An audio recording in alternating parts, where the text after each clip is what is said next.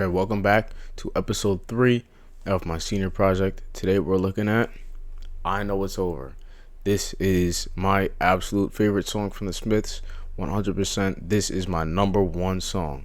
I love the Smiths and I really just love this song. It's really good. So, let's just go. Mother, I can feel the soil falling over my head,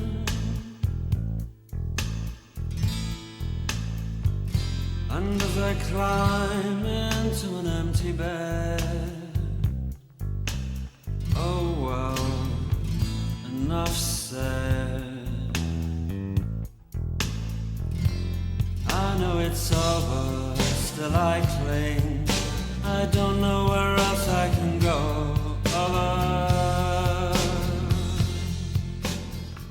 I'm telling you right now, there's only two ways you could look at this song. You're either listening to the song and looking at it through the lens of somebody who's been going through a breakup and is still reminiscing about that breakup, about that person, or you're looking at this whole story or the message through the lens of someone who is jealous of other people and their relationships, someone who is lonely, very lonely.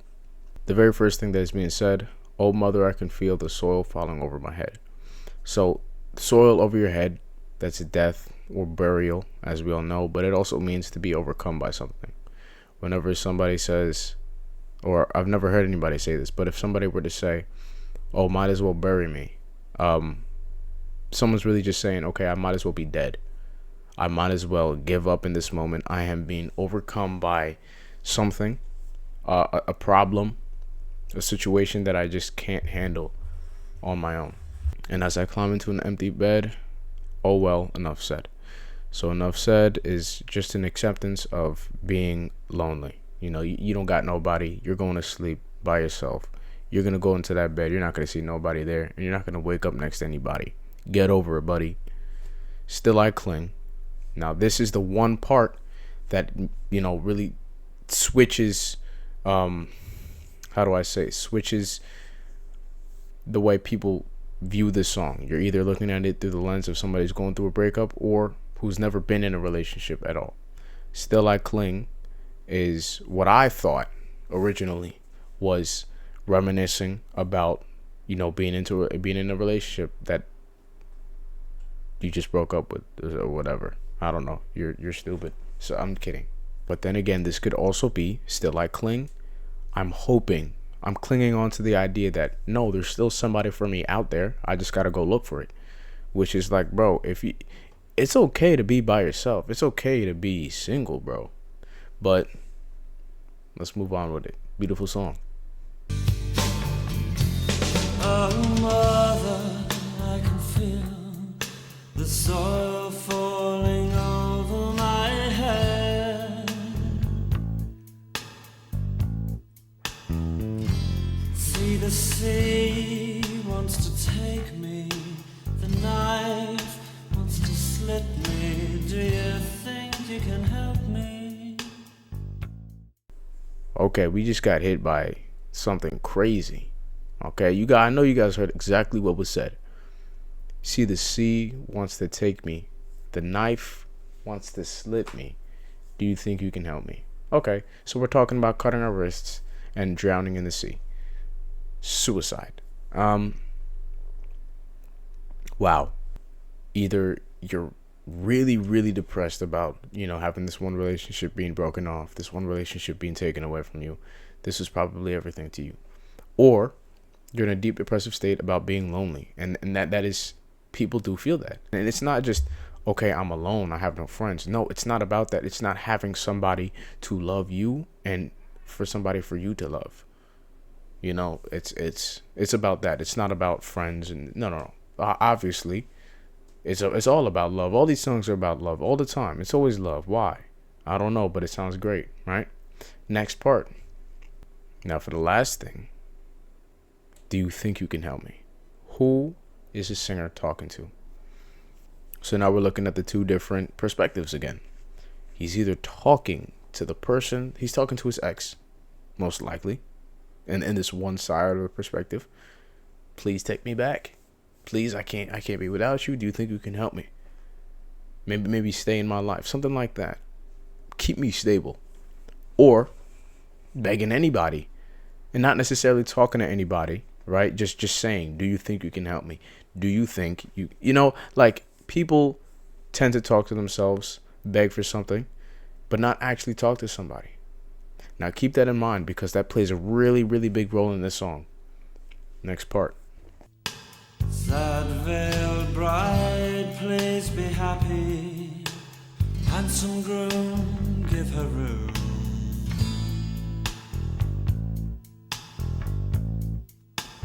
Loud, loutish lover, treat her kindly, though she needs you more than she loves you. Now we're looking at pure jealousy throughout this whole, this whole part of the song. Pure jealousy. Now, when you're looking at it through the perspective of somebody who's broken up with somebody who's no longer in a relationship, this is where things start to get shaky. And this is where I'm going to start to reveal the way I think about this song, the way I perceive it. I think it is, it's about somebody who's already lonely, somebody who's never been in a relationship. Here's why. We're going to get into it right now. This whole thing, I'm not even going to break it into parts. This whole thing, each bullet point represents everything. All right. So this is the singer's view on the people around him, different relationships he sees. Maybe friends, maybe family, but people he sees happy, all this fun stuff, but not really. Loudish means to lack manners and someone who's, a bit aggressive. So people who just, that's it. I don't want to explain it because thinking about it annoys me. The singer believes that the men around him don't deserve to be in a relationship. He believes that he's the one who deserves to be in a relationship. He thinks all the men around him are loudish, very annoying, very immature. He believes he should be in the one relationship because he acts better than them. He is better than them. I mean, are you better than Morrissey? Are you? I don't know. I've been hearing some stuff about Morrissey. I don't know, dude. Next part. Now this is where it gets really crazy. Next part. I love this. And I know it's over, still I cling. I don't know where else I can go.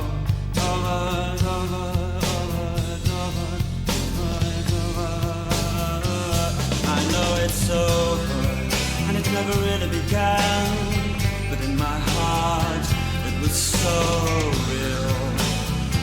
And you even spoke to me and said, we already heard this. Except for this last part. I know it's over. And it never really began. But in my heart, it was so real. Oh my gosh. This is where people, once again, they either think that this was about a relationship that was once had or about someone who was lonely. I'm going to tell you exactly what it is. This is not about a relationship that used to be. This is not about an ex. This is about somebody who's been lonely their whole life. He's not reminiscing. And it never really began. But in my heart, it was so real. He's fantasizing. And you're going to see that in the next part. He is fantasizing. He is not talking about a relationship that he used to have. No. This is not. What do you mean never really began? Could it be that he was obsessing over somebody? Sure, but that's not what it is. He was fantasizing this whole entire time. Let's go to the next part. if you're so funny, then why are you on your own tonight? And if you're so clever, then why are you on your own tonight? If you're so very entertaining, then why are you on your own tonight? If you're so very good looking, why do alone tonight. This is the most important part of the song, the best and my favorite. Even though I said the other one was my favorite, whatever, man. This whole song is my favorite. Doesn't matter. If you were so funny, why are you on your own tonight? All the way down to, if you're so very good looking, why do you sleep alone tonight? People think that this is a monologue between two different people talking to each other. They think, or not all, but some people think that this is Morrissey talking to one of his exes and their exes, and them saying, "Oh yeah, you're so good of a person. Why are you, after we broke up." This ain't no movie. This is not a movie. This is not a monologue between two different people. This is a fantasy. This is Morrissey's fantasy, and it's egotistical, in fact. This is him, another version of him speaking to himself. Just picture this. You are in your head, right? So you're fantasizing. You are a lonely person. But picture the person that you like, and they're in your head. They're telling you, you're such a great person. You're so handsome. You're so beautiful. You're so handsome. You're so smart. You're so entertaining. You're so funny. You're so intelligent. I just said smart. Whatever. You're all these good things. Why is it that you're alone tonight? You deserve to be with somebody, don't you? You deserve to be in a relationship. This is just Morrissey talking to himself, trying to cope with the fact that he's alone. If you're so perfect, why are you alone tonight, dude? Maybe no one else is perfect for you. Maybe that's the fact. Maybe you're too perfect for people. Nah, man, that's not the case. But it's just a simple coping mechanism, a fantasy that Morrissey is going through just to justify being alone, being lonely, not having anybody. That's what this is. This is a lonely, jealous person, jealous of everybody else in a relationship, not even understanding their own faults. Oh, I'm analyzing too much. I'm not even supposed to say this stuff. Next part. I know, 'cause tonight is just like any other night. That's why you're on your own tonight. With your triumphs and your charms, over in each other's arms. So now this is Morrissey himself talking to that other fantasy part of him, that subconscious, I'll call it. I know, you're right. I'm so perfect, but I know why I'm not with anybody. It's because I don't do anything.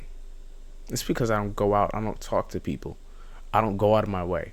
Or maybe it's not even that. Maybe you're not, in fact, as perfect as you said you were in your little monologue. Either way, every day's the same. You don't go out to try anything. That is the reason you are alone. And he understands that. And then right at the bottom, with your triumphs and your charms, while they're in each other's arms. Jealousy. Jealousy. Like, picture this. I'm here. So perfect. But you have these people in a relationship, and I bet you they're not as perfect as I am. This man over there, he's not as deserving. I am, though. But look at them. They're all happy. That's what he's saying right there. With your triumphs and your charms, while they're in each other's arms. So, in fact, he's not out of the monologue. He's not out of the fantasy. He's still there, talking to himself, justifying being lonely. It's so easy to laugh, it's so easy to hate. It takes strength to be gentle and kind.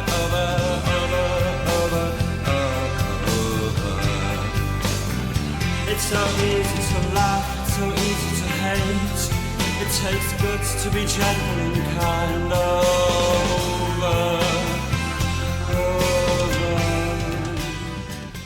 It's easy to be jealous and hate people because you're jealous of them. It's easy. That's what he's saying. It takes strength to stop that jealousy and, in fact, not target the people, not be a Grinch, not be Oscar the Grouch towards anybody. And that's really what this part is. That's what this is saying. It's hard to accept, this is the state I'm in, but I got to do it, right? Maybe he won't do it, maybe he will. Whatever. This is what it's saying. Love is natural and real, but not for you, my love. Not tonight, my love. Love is natural and real, but not for such as you and I, my love. Now we're at the end. Love is natural and real, but not for you. Love is natural and real, but not for such as you and I. Now, when he says you and I, it is not him and another person. It is him and that part of him that he talks to all the time. It's him in the subconscious, him in the fantasies. You and I. It's almost as if the one who listens and the one that talks in the head. You know, it's a little weird, but maybe those of you who really talk to yourselves all the time, maybe you'll understand what I'm saying. It is not him talking to somebody else, you and I. No. It's just, me, myself, and I. It's that. Not for such as you and I. My love. Okay, maybe he's talking about somebody. Maybe I'm just talking out of my butt. I don't know. Final analysis. Here we are. We're at the end. Beautiful song. I'm going to read straight from this because I really, identified everything that I needed to during everything. The song describes a person who has never experienced love or been in a relationship. As I said, he feels as though he is buried alive, overwhelmed by the emptiness of a life without love, which he seems to partially accept. He turns to his mother, the most significant figure in his life, the most significant female figure in his life. Oh, mother, I can feel the soil falling over my head. For comfort. The sad veiled bride symbolizes his feelings of jealousy towards others, particularly the loudish lovers, whom he believes he is emotionally superior to and more deserving of a partner. However, it is these less refined men who end up with women. The line, "It never really began, but in my heart it was so real," speaks to the person's longing and dreams, which remain unfulfilled and will likely never come true. Okay, so once again, this is all in his head. But in my heart, it was so real. Yeah, you're just fantasizing. Okay? Nothing was really real, but in my heart, stop it. What message is being shown? Well, don't be bitter. First of all, it's okay to be alone. It's okay to not be in a relationship. So much people, especially nowadays, feel as though, oh my gosh, I have to be in a relationship. I have to be with someone. No, you don't, bro. No, you don't. If you can't figure out yourself, what makes you think you're going to figure out anybody else? If you're going to be like Morrissey in this song, feel as though you're superior to anybody, you have a lot to learn. And you are, in fact, not worthy of being in a relationship. Because you can't even understand yourself. You can't understand your own imperfections. Don't be bitter when you're in a situation that you'd like to be in and you see others being in that situation. Don't be bitter. Fix yourself. Don't feel as though that you need to be in a relationship when you really don't. Know yourself. Know yourself and fix yourself. That way you can be goated. Oh my gosh. Thanks for watching though. And I'll see you guys in the next video tomorrow. No. Yeah. Oh, mother.